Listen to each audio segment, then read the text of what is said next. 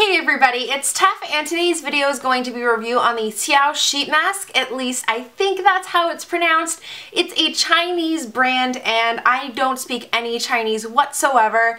Luckily, the package is in English and in Chinese, and I'm using my little knowledge of Japanese to hopefully pronounce it somewhere near the correct pronunciation.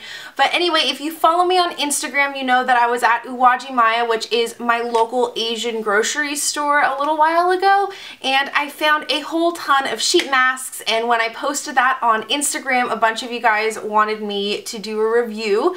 So I decided to kind of slowly go brand by brand, and I'm going to be talking about these today. The first mask that I tried was the Tea Tree Purifying Mask, and there are a couple of things that I initially realized when I took it out of its package.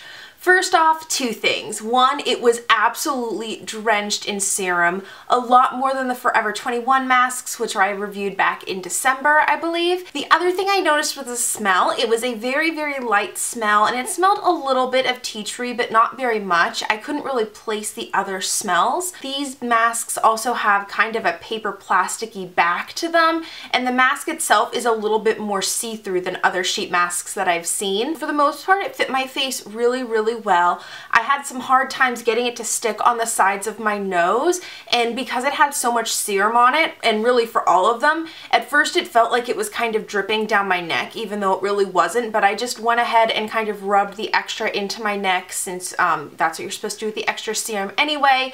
And then for the 15 to 20 minutes that you're supposed to let it sit, I actually didn't really smell anything. The scent was so light and I got used to it so quickly that I didn't really smell it at all. As with a lot of masks, I felt like it was moving around at first, but when I looked in the mirror it wasn't, and soon I just kind of got used to it. I don't know if maybe the serum drying a little bit fixed that, or if I just got used to the mask. But I took it off and of course rubbed in all the serum, and it definitely was a moisturizing mask, which is what it's supposed to be. And I also noticed that it had a whitening effect, even though it's not typically supposed to be a whitening mask. And one note is that I noticed that a lot of the masks in this line were supposed to be whitening masks, and I intentionally chose ones that weren't because I wanted to try masks that would do different things. But even though this one was not supposed to be a whitening mask, it did seem to have a whitening effect, which was really, really cool. Unfortunately, I tried this mask at night and it did not seem to last through too much until the morning, or like really permanently, but maybe using it continually it would have more of a permanent effect. The next mask that I tried was the Chamomile Licorice Soothing Mask. And overall, I had a very similar experience to this one as with the tea tree mask. I did notice that this mask didn't really have much of a smell at all. It was a little bit and it smelled good, but again, I couldn't really place it. And it definitely was a lot lighter than the tea tree mask, even though that one was still really light. Again, this was drenched in serum, which was kind of awesome, so I just rubbed the extra into my neck and my chest.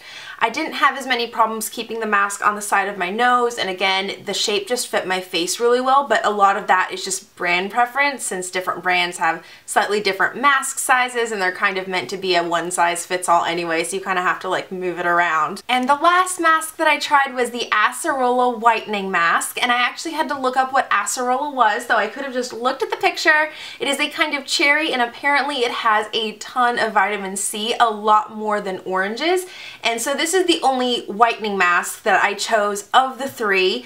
And overall, the packaging was pretty much the same. Again, it was really dripping in serum. This one had a slightly stronger smell than the other two, but it's something that I still got used to really fast. And I couldn't really place it, though now that I know it was a cherry mask, I guess it kind of smelled like cherries. After 5 or 10 minutes of having it on, I did get a slight tingling. It definitely wasn't unpleasant, but it's not something I experienced with either of the other two masks, so I definitely noticed it. Once I took the mask off, however, I didn't actually notice much whitening, and I was kind of stunned because I got the cool whitening effect from the tea tree mask, but not from the one that was supposed to be whitening. So I don't know if maybe the redness coming out of my skin was a side effect of the tea tree that wasn't like permanent whitening, and this one was like slowly whitening, and had I used it, you know, multiple times a week over a long period of time, I would have noticed a difference, or if maybe it just didn't work with my skin chemistry or didn't work, period.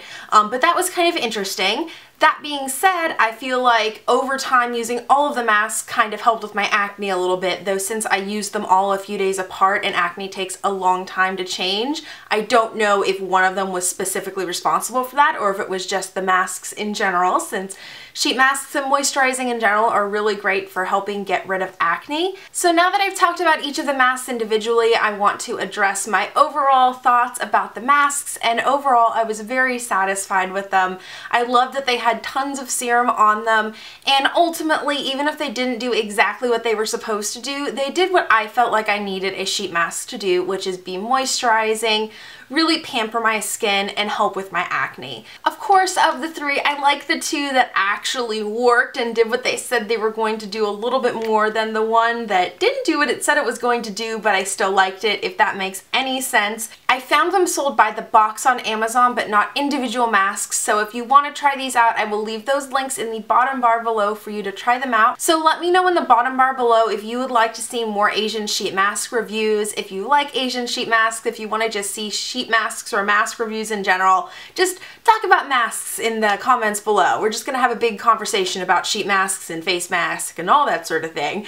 Also, don't forget to give this video a thumbs up if you found it useful, and to subscribe to my channel so that you can be notified when I do my 500 subscriber giveaway. Yeah! And I will see you beauties next time. Bye!